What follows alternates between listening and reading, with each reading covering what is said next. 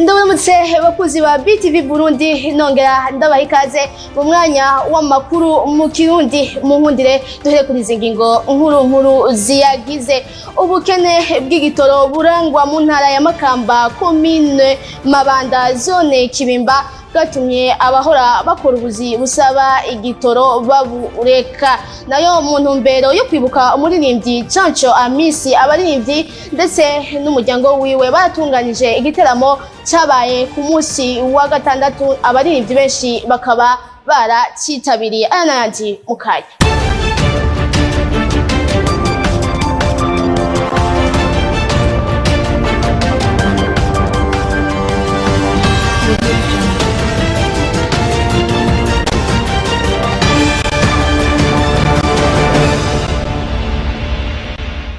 Ubukene bwibonekeza mu ntara ya Makamba, commune Mabanda, zone Kibimba, bwatumye n'abahora bakora ubuzi bumwe babureka. Abene gihugu bagasaba ko leta ico kibazo yociga. N'inkuru ya Jules Verne Nakimana. Abene gihugu bafise ingendeshwa zikoresha igitoro bo mu ntara ya Makamba, commune Mabanda, zone Kibimba, bavuga ko ikibazo c'igitoro cabaye ndanse. Uyu bakoresha ipikipiki avuga ko uretse kukibura niyo bakironka ku giciro c'umurengera, agaca bituma bakora bahomba. Ewe nk'ubu twadutwarira umuntu mu Mabanda inoti y'igihumbi, tubutwara mu noti y'igihumbi kubera igitoro cyari kizimbutse. Kugeza uno munsi umuntu tumutwarira ibihumbi n'atanu, mugabo irito y'igitoro kigura 600 kuri magende kubera ku ma station nituronka igitoro. Naho dutonda twatwasa gutonda iminsi bitaronse igitoro. Uyu we asanzwe akoresha ibeni mu gusera umusenyi n'amabuye aho mu ntara ya Makamba, avuga ko n'akazi bagahevye kubera kubura igitoro. Muri no minsi bivanye n'igitoro ubuzi bwacu bwa minsi yose burahagaze, eko dusanzwe dukoresha amabeni canke amakamyo y'upakira imizigo, ugasanga twabuze ingene twunguruza ivyo bikoresho vyacu dusanzwe duheza abene igihugu. Ubu rero abene igihugu dufise inzara kubera ibikorwa vya minsi yose bitariko birabandanya bivanye n'ubukene bw'igitoro kiboneka gake. Leta tusaba ko yogira ingufu mu kuronka abajejwe gutanga ibitoro mu ntara c'amakomine kugira ngo ibitoro abene igihugu babironke uko bavyifuza. Ikibazo c'igitoro rero kikaba kitibonekeza muri iyo ntara gusa, kuko n'ahandi havuga ubukene bwaco. Amabarabara amwe yo mu gisagara ca Bujumbura ariko arakogwa mu buryo bwa kijambere bashiraho amapave. Abene gihugu bakaba bashima ico gikorwa. N'inkuru ya Penera Kazemwami. Ibikorwa byo kubaka amabarabara ashashwemo amabuye mu gisagara ca Bujumbura birabandanya mu makaritiye amwe, aho twovuga nko mu Buyenzi kwibarabara rya 16, 19, 22 na 24. Ibikorwa bikaba bigeze hashimishije nkuko twavyiboneye, bakavuga ko hasigaye amezi 2 kugira baheraheza ivyo bikorwa. Abene gihugu bagashima ico gikorwa kuko hatarakogwa hasa nabi cane. Turashimye ukuntu biyumviye icyumviro kugira ngo bashobore gukora amabarabara hano mu Buyenzi, kuko ubundi bwobwo nk'intambamye zahora zihaba. Bashobora gusanga iyo imvura iguye ugasanga n'ubwondo rurenze cyane. Oro uko rabe yikaritiye no yita ni nka ville, ariko ugiye kuraba yabisumbwa n'izindi karitiye.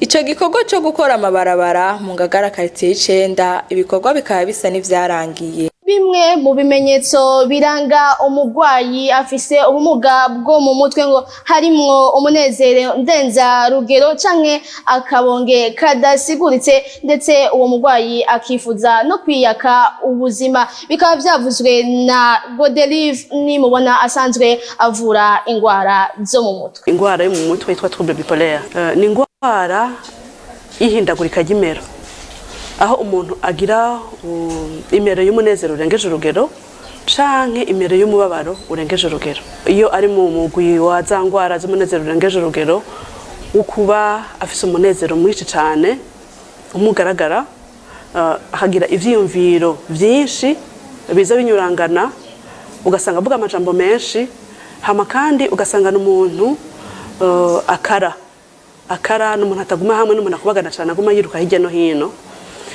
Hejuru y'ivyo kandi n'umugwayi usanga afise ivyiyumviro byo kwishira hejuru, akabona ko umuntu adasanzwe arengeye abandi, avugana n'abantu bahambaye. N'umugwayi akenshi aburitiro. Ivyo bimenyetso uri kurabiraba bya bimenyetso by'indi ndwara yiyo yakabonge mugabo iri muri ya trouble bipolaire nibihushana. Umugwayi afise ingwara y'akabonge arababara cane, akagira umubabaro umugaragara no mu maso. Ni wa mugwayi yisuzugura, ni wa mugwayi abona ko ataca amaze, ni wa mugwayi ataco yitwararitse, adashobora gufata ingingo, ni wa mugwayi yumva ko ejo atahari. Ashobora no kugira ivyiyumviro vyo kwiyaka ubuzima kuko abona ko ataca amaze. Bivanye na nimero arimwo, yari mu mero y'umunezero urengeje urugero, usanga ari babantu bifuza kurangura imibonano mpuzabitsina kenshi. Ugwaruka ruhurikiye mu mashirahamwe atandukanye hamwe n'imigwi y'intambo ndangakaranga bifatikanije n'ishirahamwe twese buriya turaba irongowe na Jado Nkuruziza baratunganije igikorwa cyo gutera ibiti mu ntara ya Rumonge ku ruzi Buzimba hamwe no mu ntara ya Makamba ku ruzi Mugombwa. Ico gikorwa bakaba barikoze mu ntumbero yo gukingira izo nzuzi kuko zahora zigeramiye abene gihugu. N'inkuru ya Ange Sherisa Nzeyimana. Ibiti 5,000 nivyo vyatewe mu ntara ya Rumonge, komine Rumonge, zone Gatete, ku ruzi Buzimba, n'ugwaruka rusanzwe ruri mu mashirahamwe atandukanye hamwe n'imigwi y'intambo ndangakaranga. Jado Nkuruziza ari nawe yararongoye urwo gwaruka, akaba amenyesheje ko ari mu ntumbero yo gushira mu ngiro umugambi w'umukuru w'igihugu Evariste Ndayishimiye wo gukingira ibidukikije, kandi ko bahisemo kuri urwo ruzi kuko rwari rugeramiye abene gihugu. Nyamukuru ya bino bikorwa tuko turatunganya no munsi muri ntara ya Rumonge, bwa mbere nugira twitaba kamukanye n'icubahiro mukuru w'igihugu cacu Burundi Evariste Ndayishimiye yateye akamo abarundi bose itariki 8 z'ukwezi kwa gatatu umunsi mukuru wahariwe abakenyezi, hama aratera akamo abene gihugu ababwira ngo biteho gukingira ibidukikije, hama no munsi ko turakingira no ruzi kugira rureke kuza rurabomora imirima y'abantu n'inzu z'abantu kugira runo ruzi ruburuzi nyene ukingiwe. Uyu mwene gihugu wo ngaha mu Gatete avuga ko ivyo biti bizogira akamaro kanini kuko hari ivyahora vyononekara kubera urwo ruzi. Buzimba gwaratwaye amatongo menshi ruguma rubomoka, urabona n'ikiraro ko kiri mu gutwagwa kubera ruruzura ukaca rubomagura ibintu bigaherera muri Buzimba. Akamaro kariho k'ibiti ni kanini cyane. Ivyo bikorwa bikaba vyasozerewe mu ntara ya Makamba, komine Mabanda, ku mutumba wa Kibimba, ku ruzi Mugombwa, hakaba hatewe ibiti 3,000. Imigwi izokina ihiganwa rikuru mu rukino basketball iramaze kumenyekana, nayo urukino rwo gusiganwa ku makinga Club Akaranga y'Igihanga yatunganije ihiganwa kuri uyu wa gatandatu uheze. N'inkuru ya Haimo Prosper niyo nkuru. Imigwi 10 izokina Viva Basketball League yamaze kumenyekana ni New Star, Urunani, Remesha, Gymkhana, Lezipo na Dinamo mu gisagara ca Bujumbura, hamwe na Young Eagles Igitega, Tigers hamwe na Aigle Noir y'Imakamba, hatibagiwe umugwi wa Brothers wo mu ntara ya Cankuzo. Mu nkino z'igikombe cy'umukuru w'igihugu igice ca kane gishiri ca nyuma, umugwi wa Aigle Noir watsinze wihaniza umugwi wa Rukinzo ibitsindo 5-0. Rekroko wo mu Rumonge inganya na Bujumbura City igitsindo 1-0, nayo Bumamuru wirahiye umugwi Burundi Sport Dynamique ibitsindo 3-0, mu gihe imigwi ya Flambeau du Centre na Musongati isangiye intara n'igisagara yariko iranganya igitsindo 1-0. Mu rukino rwo gusiganwa ku makinga rwatunganijwe na Club Akaranga y'Igihanga rukabera muri iyo komine nyene, niyo nkuru Pascal Batazira Mwarabu niwe yabaye wa mbere ku birometero 47, akwirikirwa na Musa Amisi mu bakuze abo bita ba senior. Mu bigeme bakuze ku birometero 36 nifasha Adelphine yabaye uwa mbere, akwirikirwa na Evangeline. Evrare Ndayikeza arongoye Club Akaranga akaba yaramenyesheje intumbero y'iryo higanwa. Twakoze igikorwa cyo kugira ngo tumenye ingabire zisanzwe ziri mu bakinyi basanzwe banyonga amakinga. Iyo higanwa ryabaye mu ntumbero yo kumenya ubwa mbere ingabire shasha kuko dusanzwe dufise muri Club Akaranga abakinyi dusanzwe dukoresha yaba mu gukina ku bahungu ndetse no ku bakobwa, ariko twasanze hano muri komine ya Gihanga hari n'abandi bashobora kuza gukina bakaba kandi nabonyene bifuza kubana natwe muri Club Akaranga kugira ngo nabonyene tubakire tubashire mu bandi. Twaciye dutunganya ihiganwa ryo kugira ngo nabonyene baheze baze bahiganwe n'abandi.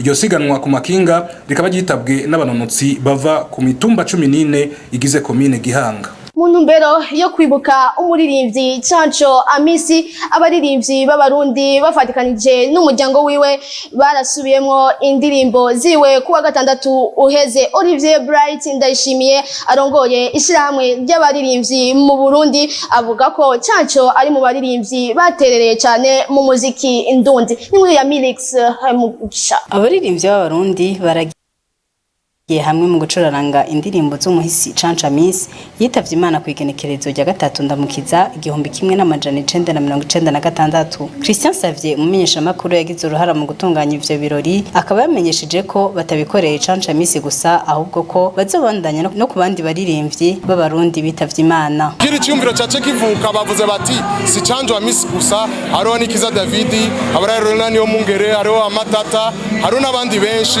bagiye barashengera cyo bimaze bituma tubasubiza ivyo baduhaye baratureze indirimbo zabo amajambo nkora mutima wa muco w'ikirundi tukibuka ko ari imiziki ruta iyo y'abanyamahanga.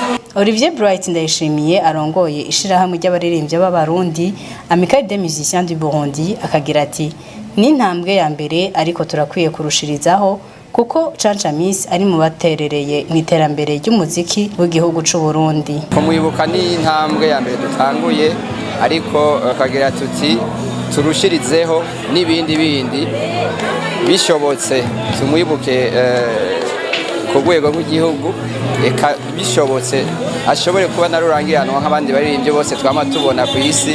Hariho abaririmbyi benshi bafise ico batereye mu bihugu byabo mbese bafise n'ico batereye ku isi yose kuko naho bari umuririmbyi wo mu Burundi canke mu kindi gihugu icyo aterera cyumbirizwa n'isi yose. Umuhisi Canco Amisi akaba yitavye Imana asize abana batatu. Reka ndabashimire mwebwe mwese mwadukurikiranye, shimire bagenzi banje badufashije gutokanya ano makuru, shimire n'uwayahagarikiye ariwe Jessica Karen Ingabire. Ndabasaba kubandanya mukurikirana ibiganiro vya BTV Burundi, mugire aho muba mwubahwe. Murakoze.